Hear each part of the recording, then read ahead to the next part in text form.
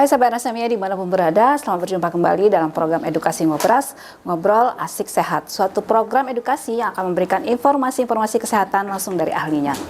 Seperti sahabat ketahui bahwa bulan ini adalah bulan kemerdekaan Republik Indonesia. Oleh karena itu, saya beserta seluruh kru Ngobras mengucapkan Dirgahayu Kemerdekaan RI yang ke-78. Saya dan seluruh kru Ngobras mengucapkan Dirgahayu Kemerdekaan Republik Indonesia yang ke-78. Terus melaju untuk Indonesia maju. Indonesia sehat, Indonesia kuat. Berbicara mengenai kemerdekaan, merdeka bukan hanya terbebas dari penjajahan, namun juga merdeka dari rasa sakit, rasa cemas, dan keterbatasan aktivitas karena penyakit. Kesehatan dibutuhkan oleh seluruh lapisan usia, baik muda maupun lansia. Lansia akan merasa bahagia jika tetap aktif dan produktif dalam kegiatan di usia senja mereka.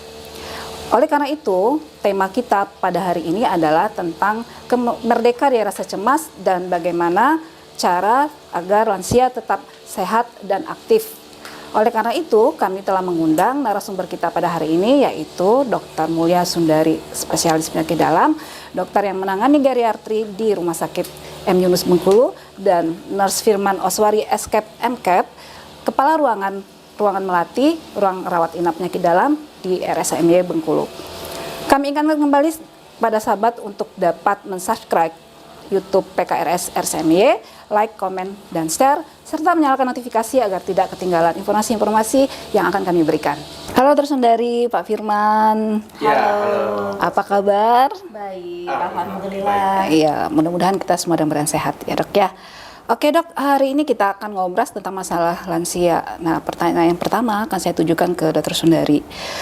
Dok, kita kan sering mendengar masalah tentang lansia atau terminologi geriatri. Kira-kira lansia dan geriatri itu sama tidak?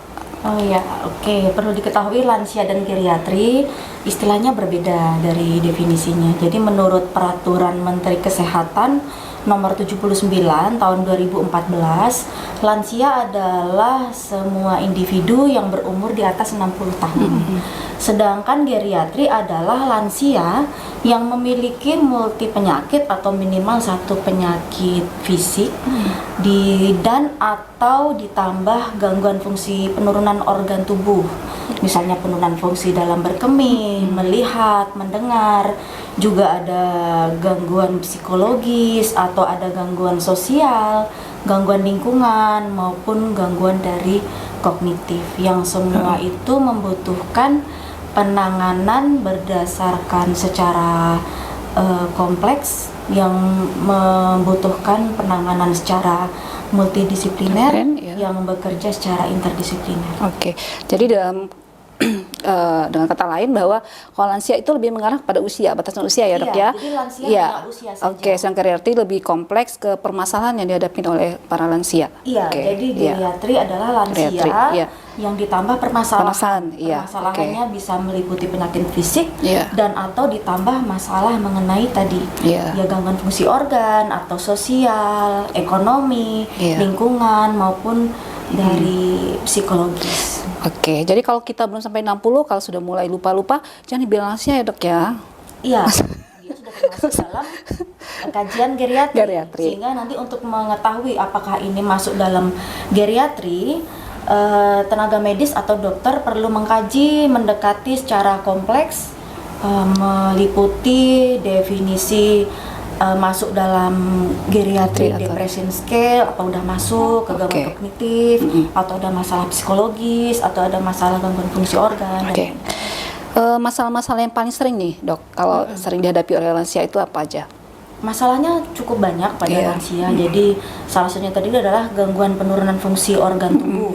Jadi kita bisa menanyakan apakah ada gangguan dalam melihat, gangguan dalam pendengaran, gangguan dalam pola berkemih, misalnya apakah dia tidak bisa mengontrol dalam buang air kecilnya atau buang air besarnya, atau dalam gangguan dalam makan minum, termasuk gangguan mengunyah kan, ada masalah dari kesehatan gigi mulut, gangguan mengingat, misalnya gangguan kognitif, atau apakah lansia ini sudah ada gangguan depresi, gangguan gitu. kecemasan pada Iya. lansia. Nah, dia sudah masuk dalam geriatri, sehingga gitu. harus dikaji secara komprehensif tadi. Iya, baik.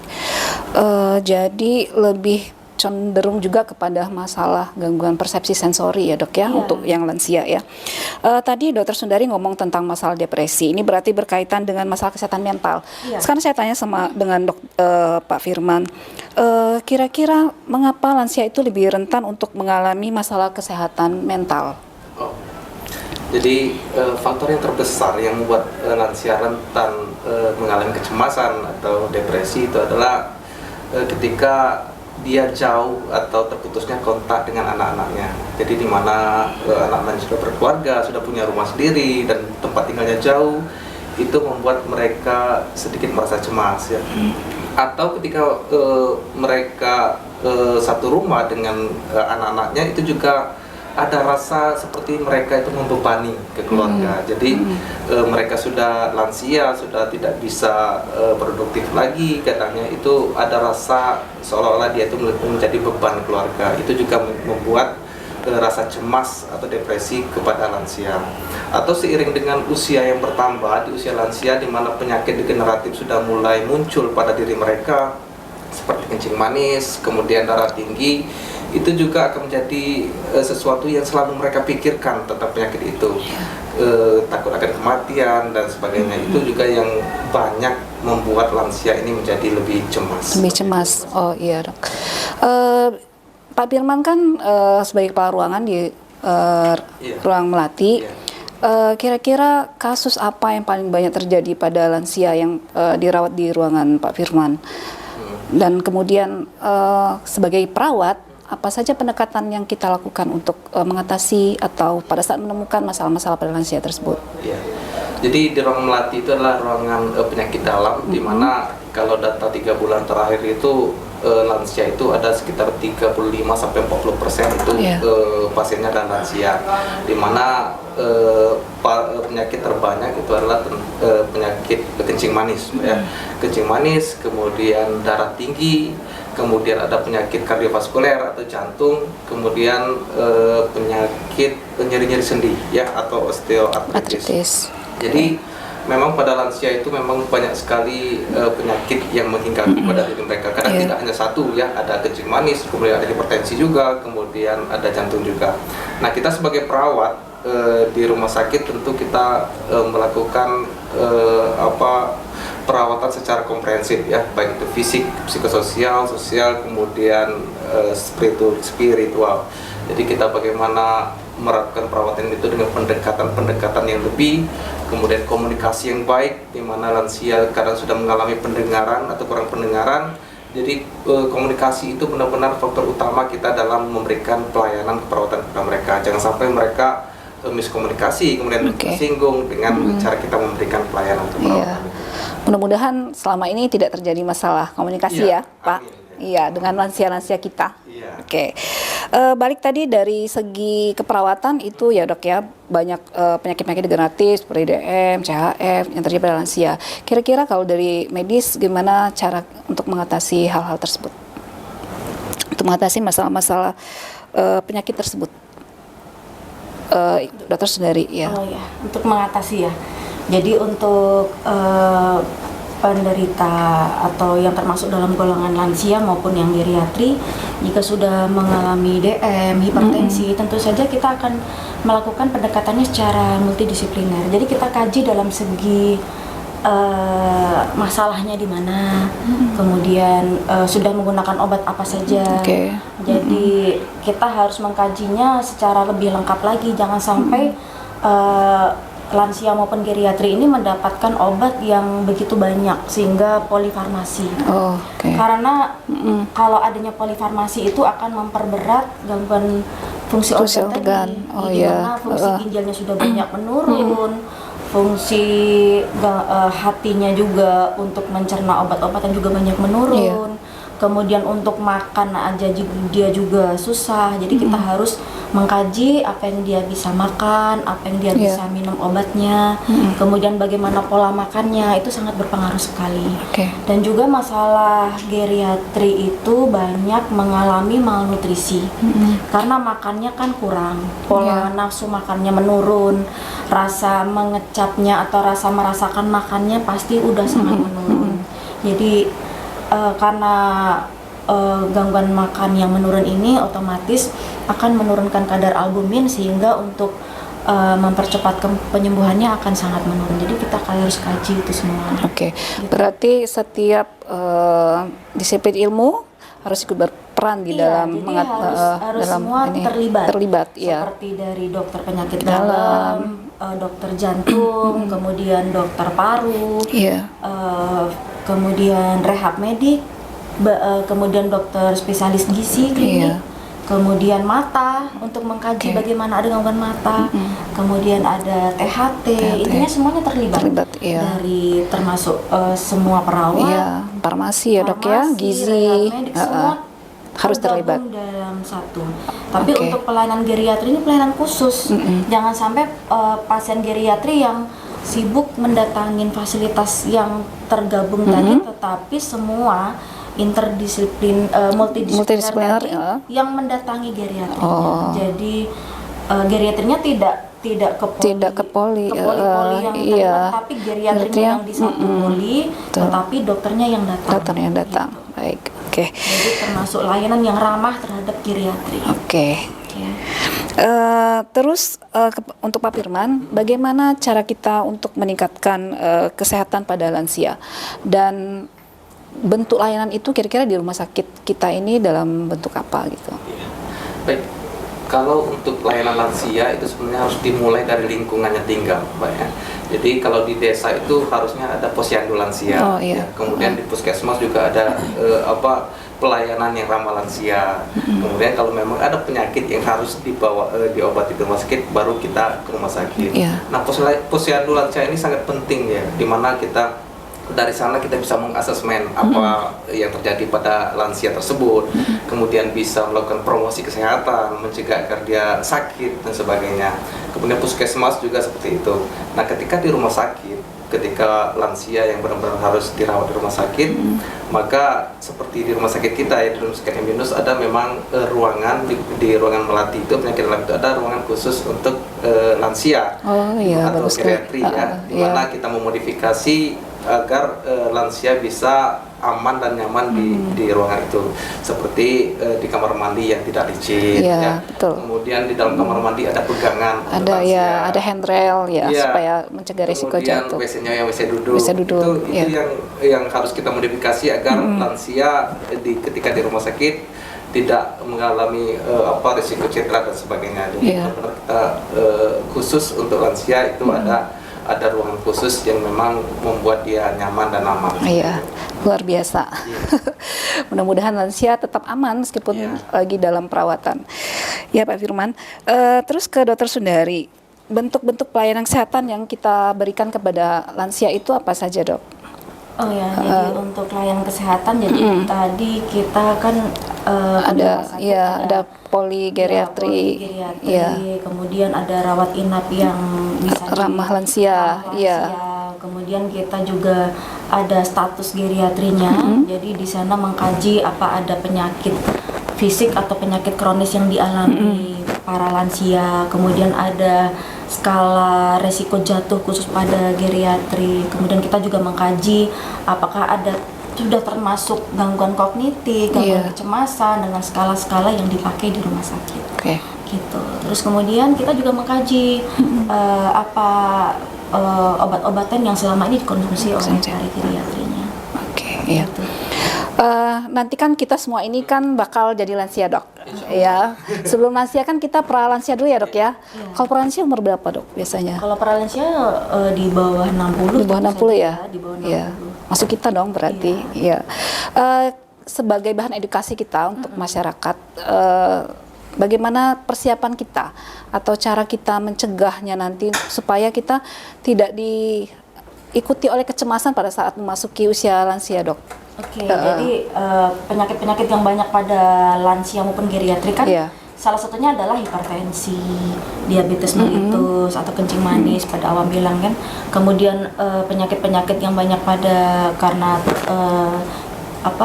usia lanjut ya, misalnya dari radang sendi, osteoartritis, kemudian penyakit yang ditimbulkan oleh penglihatan seperti katarak, kemudian penyakit yang ditimbulkan oleh gangguan pendengaran, jadi susah mendengar kan. Kemudian penyakit kesehatan gigi dan mulut itu sejak awal lebih baik dicegah dan diperiksa dari sekarang. Jangan sampai karena ada gigi dan mulut yang tidak sehat jadi mengganggu pola makan. Pola kekuatan untuk mengunyah sehingga kesehatannya akan terganggu. Kemudian juga kesehatan dari saluran cerna itu penting sekali karena para lansia atau geriatrik itu terbanyak penyakitnya juga dari saluran cerna. Saluran cerna. Iya. Kemudian dari itu kalau saluran cerna tuh karena apa tuh, Dok, biasanya? Selain dari menurunnya nafsu makan, juga diperbanyak karena para lansia itu sering minum obat anti nyeri, betul yang tidak terkontrol lagi, minum sendiri tanpa konsultasi kepada dokter, sehingga akan memperparah saluran penyakit dari cerna. Saluran cerna, bahkan sampai pendarahan dan itu semua akan mengganggu dari kualitas hidup para lansia. Jadi sejak awal dari sebelum kita menghadapi lansia, karena semua orang akan menua ya. Jadi kita sudah cegah dari sekarang. Kalau kita sudah mencegah supaya terjadi hipertensi, kita harus pola hidup sehat, makan yang sehat, kurangi makanan yang tinggi garam. Kemudian kalau untuk mencegah adanya diabetes, kita makan sehat yang menghindari makan karbohidrat yang tinggi. Kemudian bagaimana mencegah supaya nggak terjadi penyakit radang sendi, kita harus aktivitas fisik yang cukup, menghindari obesitas ya, supaya nggak mudah terjadi kena penyakit radang sendi. Kemudian rajin kontrol kepada dokter untuk melihat kesehatan gigi, mulut, mata maupun telinga. Mudah-mudahan nanti semua lansia-lansia yang dirawat di Rumah Sakit M. Yunus dapat pulang dengan sehat ya, Dok ya. Oke, ini pertanyaan terakhir untuk Pak Firman dulu. Tadi Pak Firman udah cerita tentang pendekatan perawatan kalau di rumah sakit ya Pak ya. Jadi pada saat pasien lansia dirawat. Nah sekarang bagaimana pendekatan atau perawatan kalau lansianya di rumah? Oh, di rumah ya? Ya. Jadi ketika di rumah tentu anggota keluarga semua harus terlibat ya, bagaimana merawat ketika di rumah ada lansia ya. Pertama lansia itu harus aktif ya. Jadi jangan tidur aja, jangan nggak ada aktivitas, nanti malah dia akan semakin sakit. Jadi kegiatan yang sifatnya ringan, olahraga ringan dan sebagainya itu juga harus dilakukan oleh lansia. Kemudian di rumah juga harus disetting agar tempatnya tidak menjadi bahaya untuk lansia ya. Kamarnya pun harus di lantai 1 ya, jangan sampai lansia ditaruh di lantai 2 kalau rumahnya lantai 2, karena itu akan mempersulit dan terlalu beresiko untuk jatuh ketika di tangga. Kemudian kamar mandinya jangan lantainya yang licin, kemudian harus ada yang pegangan, kemudian kalau bisa WC-nya yang duduk. Jadi hal-hal seperti itu juga harus diperhatikan ketika di rumah. Kemudian harus aktif ya, aktif dalam artian ketika ada perkumpulan atau kegiatan-kegiatan lansia. Karena kan di desa-desa yang aktif itu kan ada posyandu lansia, itu ada kegiatan senam lansia dan sebagainya, itu usahakan harus ikut. Itu diikuti ya. Karena kalau semakin jarang aktivitas di rumah saja ini akan membuat lansia menjadi lemas, kemudian akhirnya gampang sakit. Kemudian yang gak kalah penting adalah nutrisi ya. Keluarga harus benar-benar memperhatikan nutrisi lansia. Jangan sampai lansia ini yang memang kalau udah tua tuh udah agak malas makan, dengan menu yang kurang menarik mungkin dia semakin nggak mau makan. Jadi kita harus modifikasi makanan, kemudian jenis-jenis makanan agar lansia tercukupi nutrisinya. Mungkin seperti itu.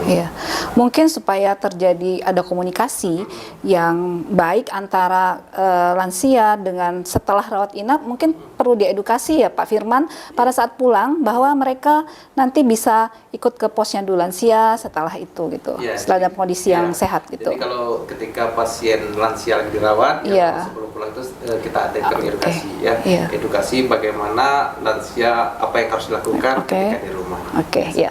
Terima kasih Pak Firman. Sekarang ke Dr. Sundari, kira-kira apalagi kegiatan yang dilakukan di pelayanan geriatri, bisa di poli atau di posyandu lansia Dok? Kira-kira apa yang bisa dilakukan Ya, kegiatannya? jadi layanan yang kita lakukan di rumah sakit maupun di poli geriatri atau di posyandu yang ramah lansia itu banyak. Jadi asesmen geriatrinya yaitu mengkaji dulu apakah ada masalah-masalah di lansia tersebut, kemudian penyakit apa yang sudah diderita atau obat-obatan yang selama ini dikonsumsi, kemudian dikaji apakah ada gangguan dari berkemih tadi ya.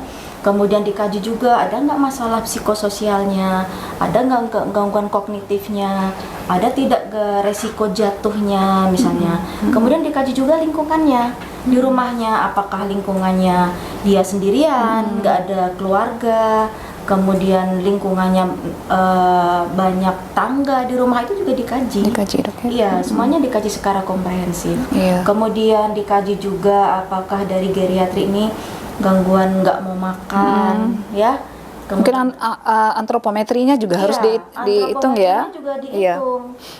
Berapa tekanan darahnya, berapa tinggi badannya, berat badannya bagaimana, apakah ada kekurangan gizi, Oke. status gizinya juga diukur. Kemudian banyak juga dilakukan pemeriksaan selain dari pemeriksaan fisik juga dilakukan pemeriksaan laboratorium sederhana. Oke. Contohnya kadar HB, kadar gula darah, kadar kolesterol, kadar asam urat juga. Yang semua ini bisa dilakukan di layanan rumah sakit maupun dari puskesmas atau posyandu lansia. geriatri. Oke, baik Dok. Sebelum kita tutup acara ini, mungkin ada kalimat penutup dari Dr. Sundari dan Pak Firman. Boleh, silahkan Dr. Sundari. Oke, jadi kita semua tentu saja akan menghadapi menjadi tua atau menjadi lansia atau lanjut usia. Namun kita tentu saja perlu merdeka dari rasa cemas agar di lansia tadi kita tetap sehat, tetap aktif, dan lebih baik untuk mencegah supaya kita sehat, selalu sehat dalam lansia di umur kita menjelang tua. Jadi lebih awal kita mencegah adanya penyakit supaya tidak terjadi hipertensi, supaya tidak terjadi diabetes melitus, supaya tidak terjadi penyakit radang sendi. Tentu saja sejak dari dini kita menghindari adanya penyakit tersebut. Kita juga tentu saja perlu banyak tinggal di lingkungan maupun di keluarga dengan kondisi mental dan spiritual yang sehat, karena itu sangat mendukung agar kita selalu menjadi lansia yang sehat. Oke, terima kasih Dr. Sundari. Pak Firman, mungkin ada kalimat penutup? Menjadi tua itu pasti ya, jadi usia lansia itu memang harus pasti kita lewati, tapi menjadilah lansia yang produktif, yang mampu menyesuaikan terhadap perubahan fisik dan sosialnya, sehingga kita menjadi lansia yang merdeka dari rasa cemas dan depresi. Terima kasih. Baik, terima kasih Pak Firman, terima kasih Dr. Sundari atas kasih, kehadirannya. sama-sama. Mudah-mudahan kita bertemu kembali dalam topik-topik yang lain. Demikianlah ngobras kita pada hari ini. Mudah-mudahan apa yang kita bincangkan tadi dapat bermanfaat bagi kita semua. Menjadi lansia adalah pasti, tetapi menjadi lansia yang sehat dan produktif adalah pilihan. Tetap semangat, jaga kesehatan. Sampai jumpa. Salam sehat.